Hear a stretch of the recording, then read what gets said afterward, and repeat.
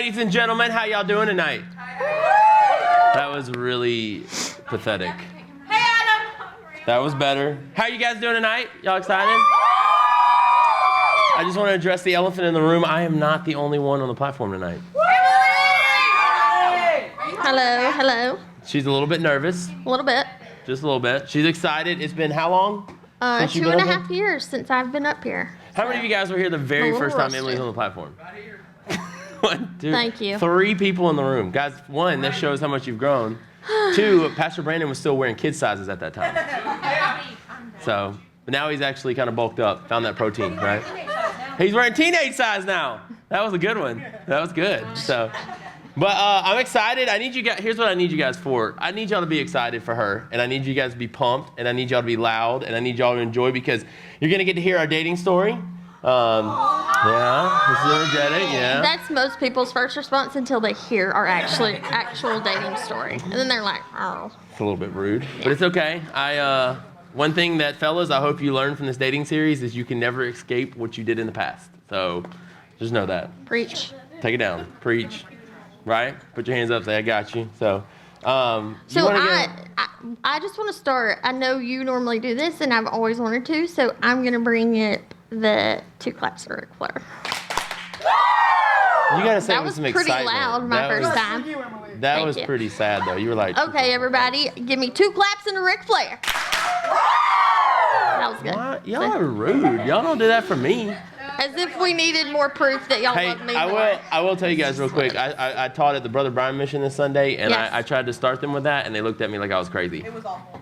They were like, this kid They right here. participated. So Pastor eventually. B's done it on a Sunday and got a good response. I thought I'd try it, but I can't mimic him. So, but anyway, like Emily said, we're starting our brand new series, #relationship goals. I thought it's kind of cool because you see a lot of pictures with like, hey, that's a relationship goal. I want to achieve that. I want that. And if you guys, real quick, I want you to write this down. Hebrews chapter 10, verse 24 through 25. You should notice. You should see where this verse came from because we used it when? Last month. Okay. This is our series verse. Check this out. Hebrews chapter 10, verse 24 through 25. Here's what it is. It says, let us think of ways to motivate one another to acts of love and good works, and let us not neglect our meeting together, as some people do, but encourage one another, especially now that the day of his return is drawing near. And one of the reasons Emily and I chose this verse is, it just kind of speaks to how you should look at dating. It should be full of encouragement. It should be full of love. It should be full of spending time together. And that's what we're kind of going to do over these next couple weeks. We're going to look at dating. We're going to look at it from a godly perspective. A lot of the things that Emily and I talk about, we'll give you our opinions on things, how we view it, but we try to base everything off biblical as well. We try to look at that. We'll kind of give you a peek into our relationship because Emily obviously scored 100% when she snagged this one. So I'm just saying. But if you guys think about it, every one of you, it doesn't matter if you're dating or not, you've got your ideas of what dating should be. You have goals in mind that you see. Some of you, maybe you're in a relationship right now, and that's great. That's awesome. Maybe some of you, you got your eyes on the prize, right? Like maybe you're that creepy guy or creepy girl in the hallway that when you see them walking by, it's like a shampoo commercial. It's like they're just glowing, and you're like, they walk in slow motion, right? I'm looking at some of you right now in this room. You're like, oh my gosh, I had that boy at school. Every time he walks by, he's just so cute, and I can't handle it. So that's how I viewed girls when I was in high school. They walked by, and I was like, yeah, she's pretty. She's like slow motion, right? But all of us have these, we have qualities that we hope everybody will meet. We kind of hope you have some standards for who you date. You don't just say, hey, he's hot, and that's your standard, or hey, she's gorgeous, that's your standard, that's what you base it off of. But we hope you kind of have those. So these are essentially relationship goals. Yeah. So goals that you'll have, and these goals are things that you hope that will happen when you start dating. And Emily and I, we went through and looked at some relationship goals that we thought maybe some of you agree with some of these. Maybe this is what you see, what you think. So I got a couple pictures I want to show you guys of what could possibly be a relationship goal for you. So the guys are going to throw up this first one that we have here. In turn, do what? That would have been a good one, right? I told him. But how many of you girls in here, this is like pizza? Is that, guys, same thing? Is this? If you don't have your hand up, you're lying, okay? Because I actually had a picture in the back. They're like, hey, this was us. We do this all the time, right? Like, I had a picture of just a pizza in a heart shape, and some of you were like, that's all I need for a relationship. Next one I got for you guys here, I'll show you. Fellas, do you agree with me? Yes? Thank you. You need a woman that'll curl up with you, play a little Xbox. Emily doesn't play Xbox at all. You know, I tried it once. I really did. I tried. Yeah. Emily doesn't change the Xbox at all. All right, so what's the next? Show me. I'll give you the next one I got for you real quick. We got a couple of them we're going to show you. I did this for you girls. I'm going to tell you right now. I love my wife, but the only girl's hair that I'm going to be fixing is my daughter's, okay? I'm sorry. And your own. And my own, which I spend more time on mine than hers, okay? True story. I spend more money on mine than hers. But True girls, story. do you relate? Would you say yes? Would you allow me to do your hair? No, absolutely not. No question. So next one I have for you guys. Let's see what we got here. I think That's hilarious. this will be us. This will be Emily and I. Like, I have to be somewhere. Hey, this is Emily. If I'm lost, return me to Emily, okay? This is what it'll be. I got the next couple of them that I got for you guys. You'll probably relate a little bit more to. Right? How many of you already do this? Right? This is. Emily gets mad at me when I'm in the parking lot because I do it with Addison. I push her and see how far I can get her to go, and like while she's in the buggy. Yeah. Sorry. By herself? But hey, so the next couple I got for you, you guys will probably relate to these. You've seen these on TV a little bit. So we'll show you these, the next ones that we got. We got any Office fans? Yeah. Pam and Jim, I knew right? Brandon would yell. Some of you guys, this is out of your, thank you. From the fire. This is a relationship. Pam and Jim right here. Do we have any Office fans in here? I see you not. You can put your hands up. I'm right here. I'm going through Pastor Brandon wants you guys to get excited because you're not. I'm going through the series for the first time right now, and I'll be in midnight. She'll be passed out, and I'll just start busting out laughing. It's Seriously. hilarious. So the next one, some of you guys will probably relate to a little bit more. It's a little more current. Right? Yeah. We should take a moment of silence for McDreamy over here. Isn't he dead? Yes, he's dead. He died. I don't know. No. Look, Mallory's crying. Oh. He's not even that good looking. Anyways, next one I got for you guys. Last one I'll show you. See if you guys relate to this. Yep. Is that a little bit of Chandler and Monica, right? I didn't even know this was really a big relationship. Emily was like, "Oh my gosh, you have no this is the relationship." Joseph, that's a little scary, kid. That's a little bit scary. Joseph's very. But anyways, so some of these pictures, maybe this is your perception of dating, right? Like you've seen on TV, you say to yourself, like, yeah, you saw Grey's Anatomy, like, oh my God, I want that one day. I gotta have that. Like, I want to be this famous doctor. Good luck. I don't really know the Chandler and Monica relationship. Chandler and Monica are better than Ross and Rachel because they were like a train wreck that you couldn't not watch, but they ended up together. I've never watched the series at all. He should. What? You know, I'm gonna tell you guys real quick before we move on. Pam and Jim are the best couple, hands down. They run pranks on people in the office. That is an amazing. I wish we had that in our marriage. I wish we pranked people all the time. Well, you don't have to work together. You can still prank people. To pull pranks on a person. I think it'd be awesome. It'd be awesome. So anyway, so that's just kind of things that we kind of show you guys that you may put in. That may be a goal for you. Somebody is probably sitting in this room that says, I want Chandler and Monica. Okay, that's me. Like I don't know what his name is. It was Dr. Gray and the other dude, the dead guy. Wasn't it McDreamy? So anyways, the other was McSteamy. So maybe that's how you view your relationship, right? Maybe that's how the type of relationship that you guys might want to see. But so over the next couple of weeks, and I'm excited because you saw in the announcements, week 3, we're going to kind of do a Q&A. We're going to be screening the questions for those of you that are like, almost an inappropriate one. Please no. So we're going to screen but we're going to give you a chance, and we're excited because no matter which way you pull it, whether you're dating somebody, whether you're looking, whether you're not, it's important that you know how to date. And one of the things Emily and I talked about last night is just in terms of dating. Like, you remember we were talking about the fact with the puzzle piece, and how that goes in terms of like how we should date, is that it's okay, guys, that if you're dating around, it's okay that if you date, because here's the thing is that you're going to have to find the person that fits with you. Exactly. Which can take a lot of wrong puzzle pieces before you find the right puzzle piece, Yes. I'll tell you. I can tell you, I found my puzzle piece right away. Like, I knew. I know. I'm going to scoot over. Like, right now. she was the puzzle that was already put together. All right? Oh, my gosh. I can't. That's right. The creepy wink makes it Tweet even that worse. out, I guys. can't even. Tweet that out. The last slice of your pizza. Last slice of my pizza. That's what I'm talking about. I love you. I can't. But anyways, I can't. the reason that I know a lot of times you see this, you're like, oh, great, guys, we're doing another dating series. This is stupid. Like, why are we? Because here's what you got to understand. I saw this on Instagram the other day. Pastor Levi Lesko said this. He just wrote a new book about dating, and it was fantastic. He says, train for today the relationship you want tomorrow.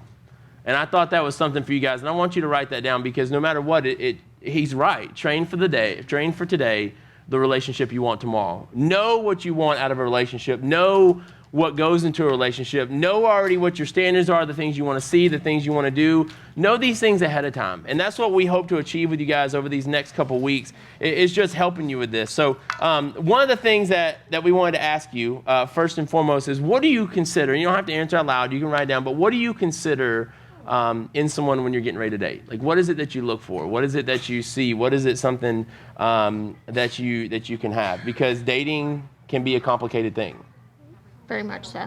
Dating is very complicated. I would tell you guys, our dating story was extremely complicated.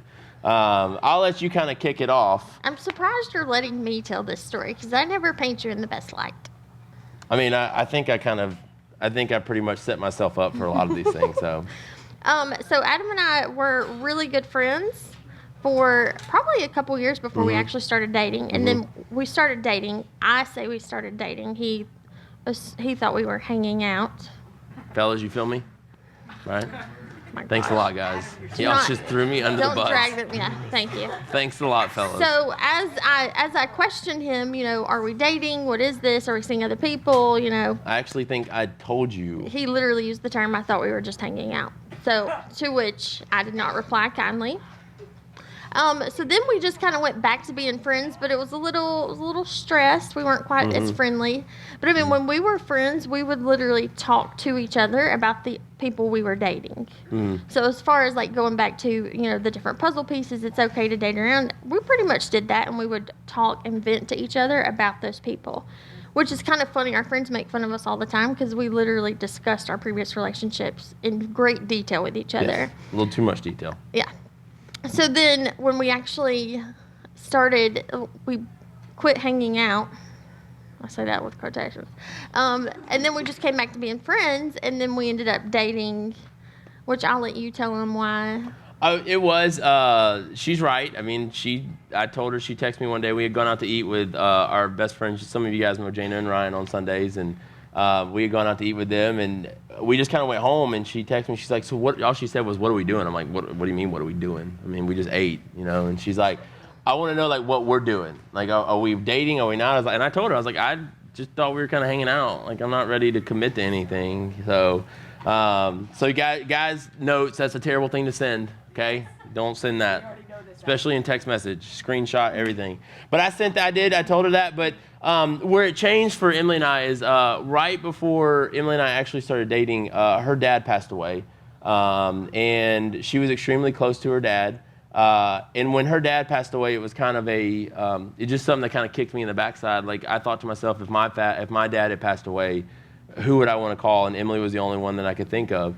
And I remember driving home from the viewing, because I was with her best friends, Jana and Laura. And I remember sitting in the car, and I was looking at the clock on the dashboard.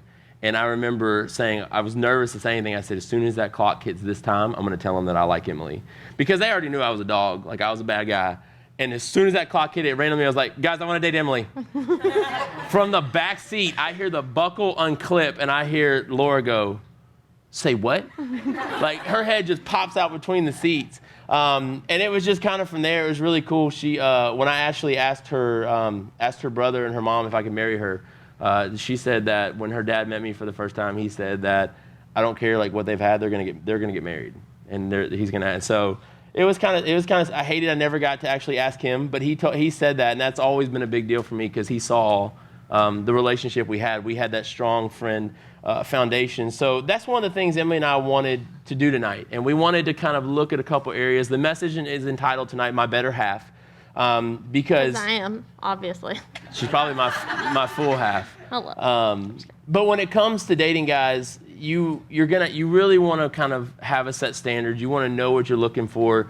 I know we joke about like, oh, if they're hot, I want to date. I mean, attraction is a big part, and we'll get into that. But guys, the main thing you want to know is you want to know at the core like who you're dating, and you want to know who they are. And there's a couple different areas that she and I put together. We thought, okay, these 3 areas are things that you need to look at that we feel like are important when it comes to being in a relationship. And so, because we all have the relationship goals we achieve and strive towards. So we want to share these with you guys tonight and kind of hope that it's something that you guys look at. So I'll let Emily get into that and get into that first one that we have, that first area that we're looking at. The first one is the outside versus the inside, because it doesn't matter.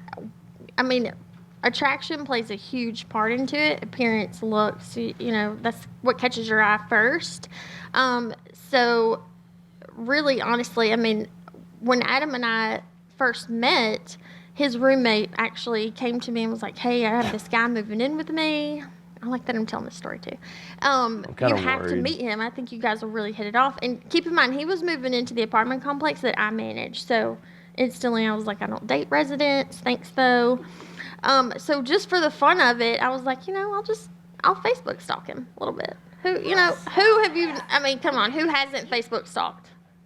Thank you. Okay, not a single hand. So I'm gonna give you a little sneak peek of what I found, because I know I don't know what pictures she showed. Yeah. It gets better. Let's go to the next one, Jordan. There you go. Look at that hairdo, though. I've always had sexy hair. Oh my God. Yeah. Day one. So, but I mean, that's just the beginning. So I look him up. I'm like, okay, he's not that bad, but still I'm not going to date him. So he comes in and I instantly, he's like, he just got out of a relationship. He's going through a bad time. So I'm like, I'll just pick on him, because I do that so well. So he comes in, and apparently Donnie had told him as well, you have to meet this girl, and he was not feeling it because he was literally just out of a relationship. So he comes in. Heart shattered. He's fine. He was fine.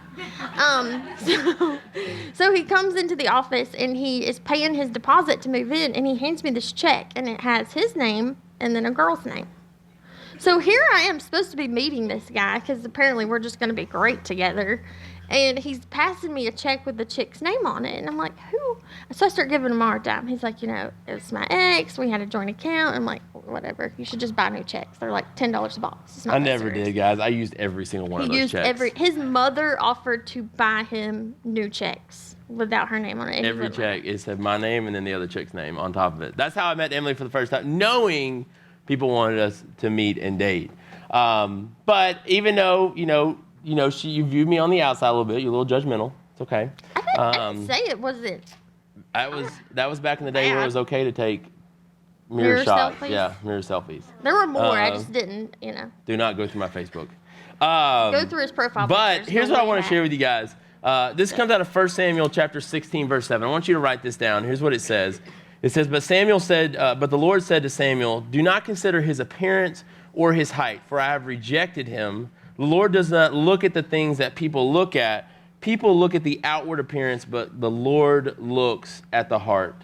See, guys, here's the thing is that when you get into and you're looking to date, when you find somebody potentially to date, you want to spend time with God. You want to kind of pray over your relationship. Is this what God wants? Is this the person that God has for me?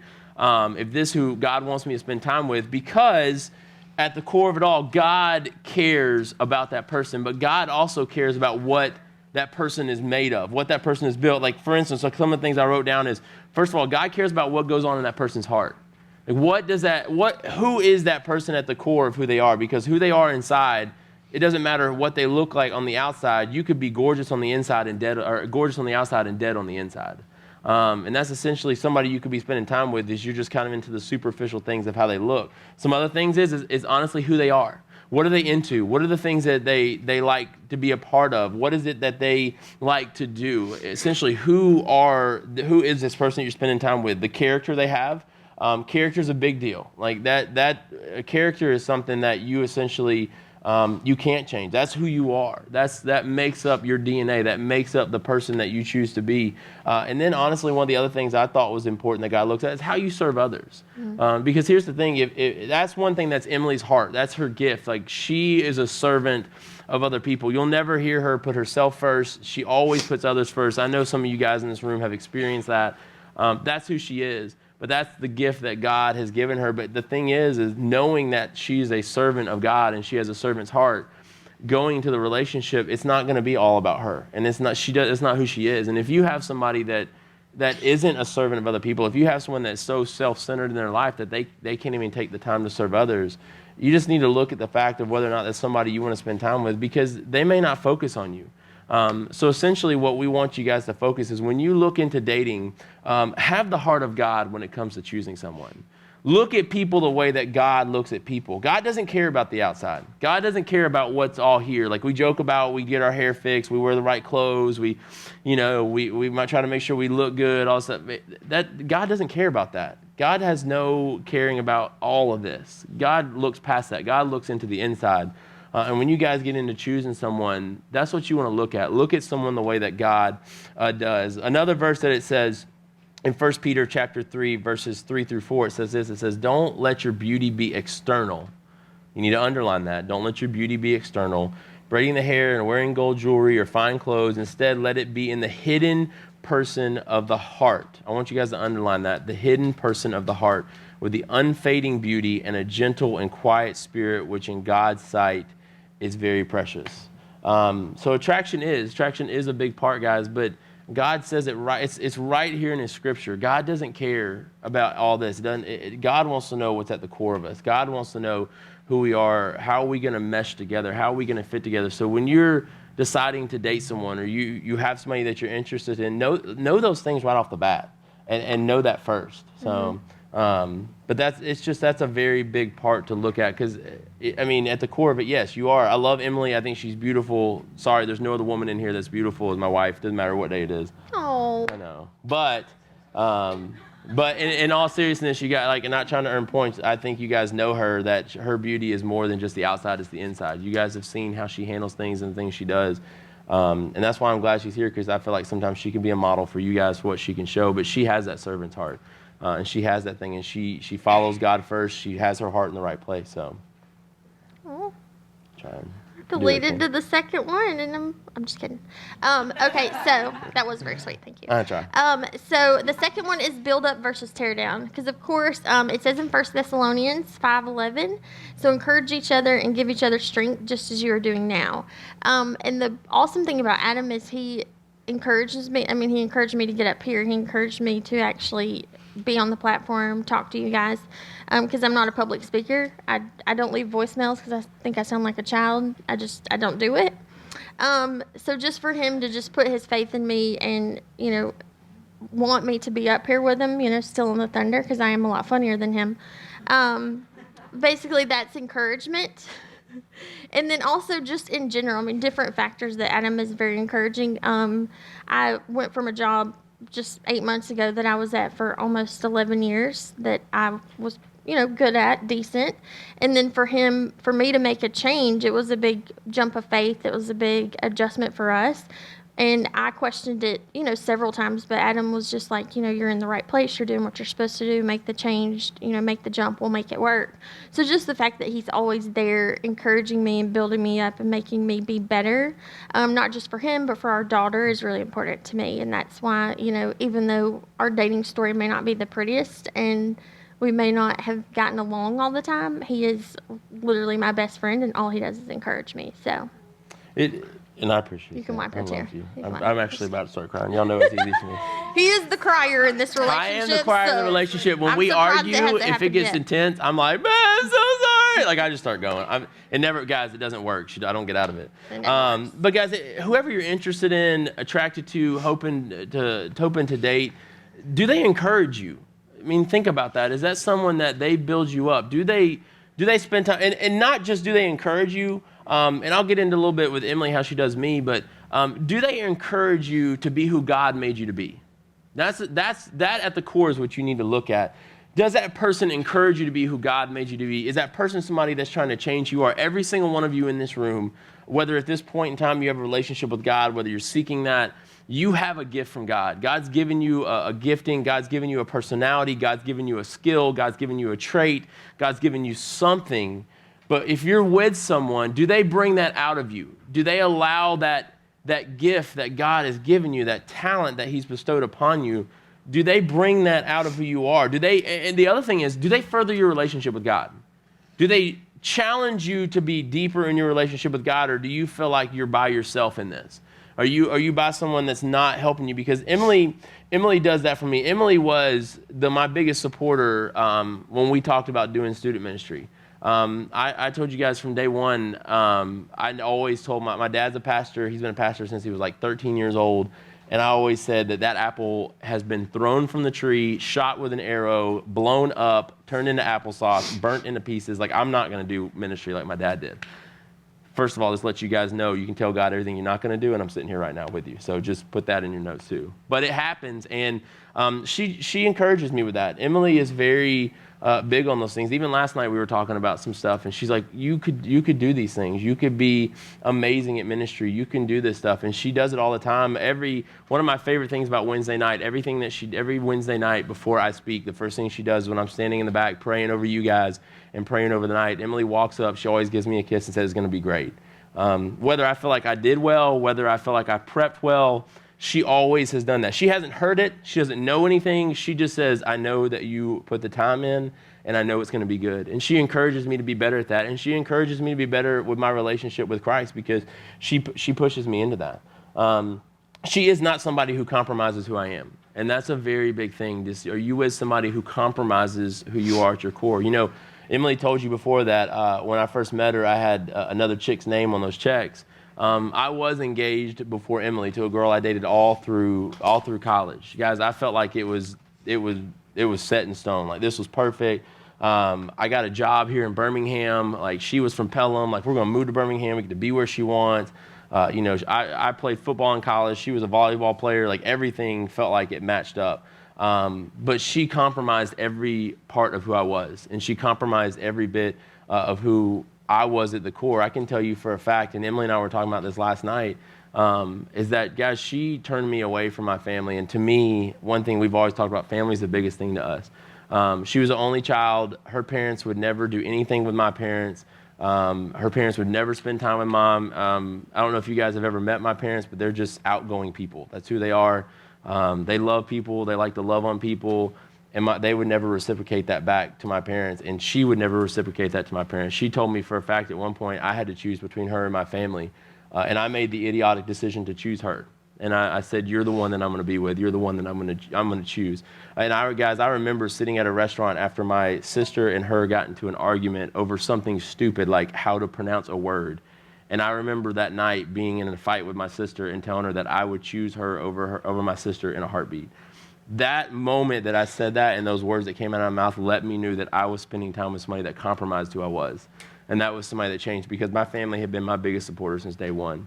And I want you guys to kind of think about that too when it comes to your relationships. Have you been in that point? Have you had somebody who's changing who you are? Because here's the thing of that, is that if you pursue a relationship with someone who compromises who you are at the core, at some point in that relationship, you are going to compromise who you are made to be. You're going to compromise time with your friends. You're going to compromise time with your family. You're going to compromise time, your time in general. And at some point, at some type in that life, you're going to compromise your faith, and you will. Because I remember for a fact that she wanted to go to a church that I did not want to be a part of. I didn't like anything of it. I felt no connection to God. I did not like anything about it. And she said, I remember her telling me, "This is where we're going to go to church. This is where our family's going to go to church, and you're going to have to accept that."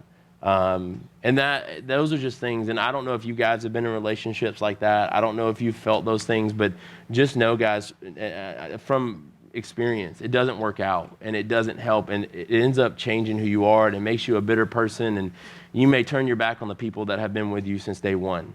since the beginning at some point. So just make sure when you get into the life of dating and you get into those relationships and you find someone, talk to God about it first. Find out if that's where God, because that was where my mistake was. I never spent time with God before I got into that relationship.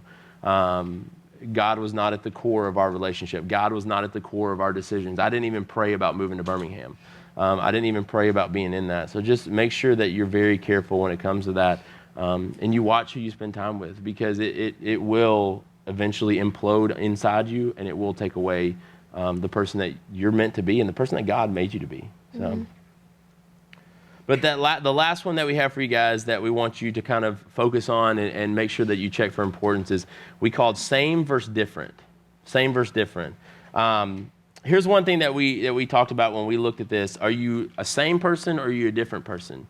Do you have the same beliefs? Do you have different beliefs? Do you agree with the same things, or do you differ from other things? One of the things that we talked about is you should make a negotiable and a non-negotiable list. Mm-hmm. So when you did this, did you have any negotiables for me that you're like, that I do, but you're like, I can get away with it? I mean, just to kind of highlight, a non-negotiable would be, you don't want to be with someone who goes out every weekend and parties and all that. I mean, that might be a non-negotiable for you.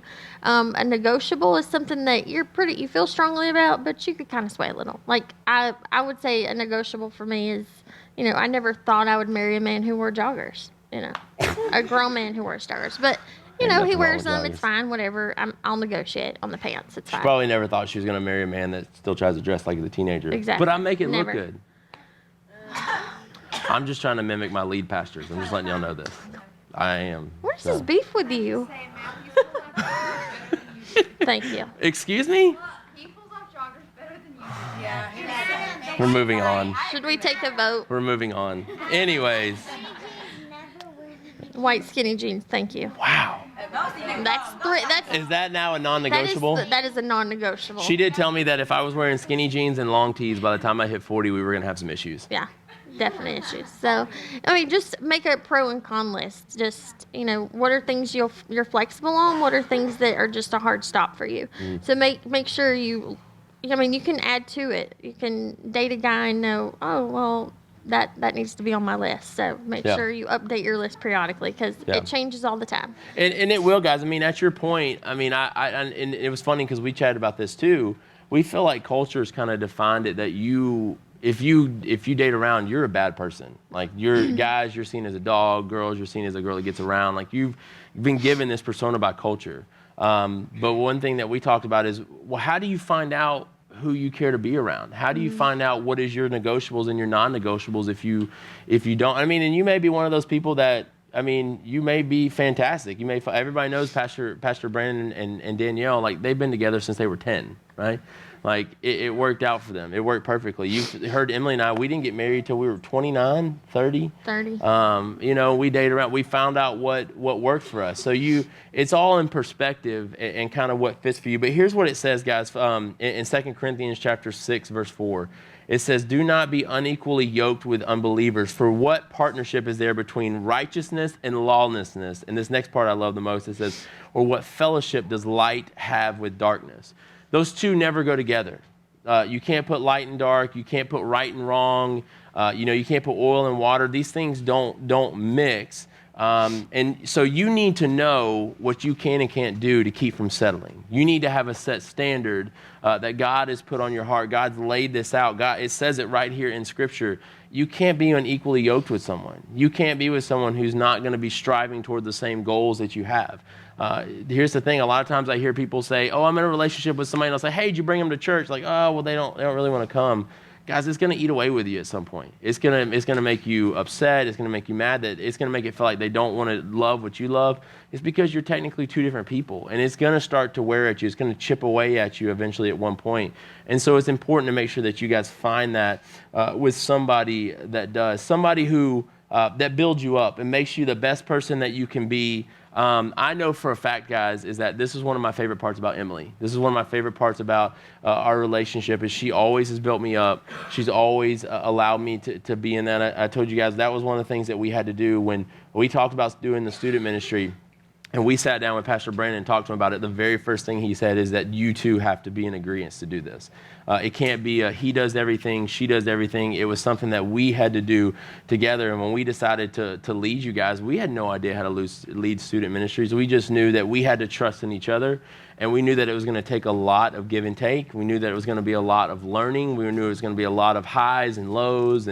But we had to know to trust each other that we can do that. So you want to find somebody that you can, those leaps like that was something where we stood on a cliff where there's clouds and we have no idea what's at the bottom. And we jumped off holding hands and did it together, and we landed perfectly. It was exactly what we wanted, and everything's been wonderful, and God's blessed us in our life. And I honestly think that God has blessed us with you guys because we trusted him to do it, and we trusted each other, and we built each other up in that. Mm-hmm. So it's important that you guys look at those. So as we come to a close tonight, and as the band comes up, what I want you guys to take away from this tonight is that I want you guys seriously to think about the fact of giving your relationships over to God. Whether you're dating somebody now, that if you haven't, start with it. Start putting God in that relationship. Start praying over things with you guys. Maybe it's something as simple as, well, we're about to graduate. Do we go to the same school? Should we go to different schools? Do we stay together? What do we do? Spend time praying over those things. Whether it's somebody that you're interested in right now. Maybe somebody that you're like, hey, God, is that somebody that would be a fit for me? Is that someone that you would want to bring into my life? Is that somebody that I can make an impact on them and they can make an impact on me? Or guys, even in the near future, maybe right now you're sitting here and you're like, Adam, there ain't no way I'm dating. I ain't ready. I don't like girls. They got cooties. Boys are nasty anyways. They're a bunch of dogs. Like, that's fine. But guys, just like Pastor Levi said, train today for the relationship you want tomorrow. Start right now. When you spend time with God, when you're alone with God, spend time praying over your relationship. Spend time praying over what God is going to bring into your life. Pray over your future husband. Pray over your future wife. Pray over these things that are going to come one day. My mom used to tell me that one of the things that she did every single night, and she always will say it worked, but she prayed over who God was going to bring into my life and who God was going to bring as my better half. And he did that with Emily. My mom and dad have been praying over that since I was a kid. So you can see, guys, spend time now. Start praying over those things, because all types of relationships, good ones, bad ones, amazing ones, ones that you just hated the person, you look back and you're like, I can't even believe I ever spent a moment with that person. It gives you another piece of the puzzle. It shows you another thing that you should do, another way that you should go, something that works for you, that doesn't work for you. But at the core of it all, guys, you want to spend time with somebody that continually puts God first and puts you second. There's nothing wrong with having that in your life. There's nothing wrong with God being first and you being second, because I know in our life, Emily, I know our list. It goes God, Addison, and me. It's the same thing in our life. God, Addison, and Emily. There's nothing wrong with being in that. And when you have a kid one day, you'll do the same thing. You'll put it in that list. But I always know that Emily puts God first in our relationship. Emily trusts God with everything we do, with our decisions, whether it's finances, whether it's where we're going to go, jobs, whether it's how we handle arguments, whether it's how we handle parenting. At the core of everything, guys, that relationship we have is with God. And so tonight, what I want you guys to do real quick is just bow your head with me. With all heads bowed and all eyes closed, I want you guys just to kind of think about, what's your relationship like with God? We spent all night talking about what it's like to have relationships with other people, but what's your relationship like right now with God? Are you somebody that encourages God? Are you somebody that puts all your time and focus into God? Are you somebody that judges God because of the things that hasn't gone well in your life? Or are you somebody that praises God because of the things that maybe he's given you after you've gone through a season in your time in your life? Maybe right now you're going through a season. Maybe right now you feel like you have the worst relationship in the world with God and you're just ready to cut it off and be done. Guys, just like a relationship with anyone else, it takes work, it takes time, it takes putting it in. Guys, you serve a God that loves you. You serve a God that wants to be a part of that. You serve a God that wants to have a relationship with you. You have a God that wants so much to just have you open your heart to him. Because I can promise you, when you make that decision to give your heart over to God, you're going to see changes. You're going to see things go right. You're going to see that when things don't go well, that God is sitting there at the end of the tunnel, that God is there through the fog, that you don't understand what's going on. You're going to see at the end that this was God's plan all along. And guys, tonight, it's nothing that you don't have to do anything special, guys. It's simply just right now in your seat, having a conversation with him. He's listening. He's listening to everything that you say, everything that you feel in your heart, everything that's in your mind. God hears that and understands that. If you're sitting there tonight, I want you just to say, you can repeat after me, you can say your own. You say, God, I want to give my heart to you. God, I want to give my life over to you. God, I want to be in a relationship with you. God, I want to trust you. God, I want to give you everything I am. God, come into my life. God, break me down. God, build me back up. Make me a new person. Guys, if that's you tonight, if you just said that or you said your own form, I want you to do me a favor. All heads are bowed, all eyes are closed. I just want you to put your hand up just so I can see it, because I want to pray for you guys. I can see those hands, guys. That's awesome. I see them over there on the left side, guys. I see them on the right. That's amazing decision. God, we just want to thank you for these students tonight, God. God, I just ask that you just put into their hearts what it means to have a relationship with you. As these students are here tonight, God, whether they're in a relationship or not, God, I ask that you just put these feelings on their heart. I just ask that you, God, remind them to think of you first. Remind them to give their heart over to you, God. And I just ask that as they do, you just, God, you honor that. And God, you show them what's so amazing in their life. You show them what you can do with that, God, when you bring somebody into their life that follows you, that has that same heart and that passion. God, we love you. We thank you for your grace, and we thank you for your mercy. In your name we pray. Amen.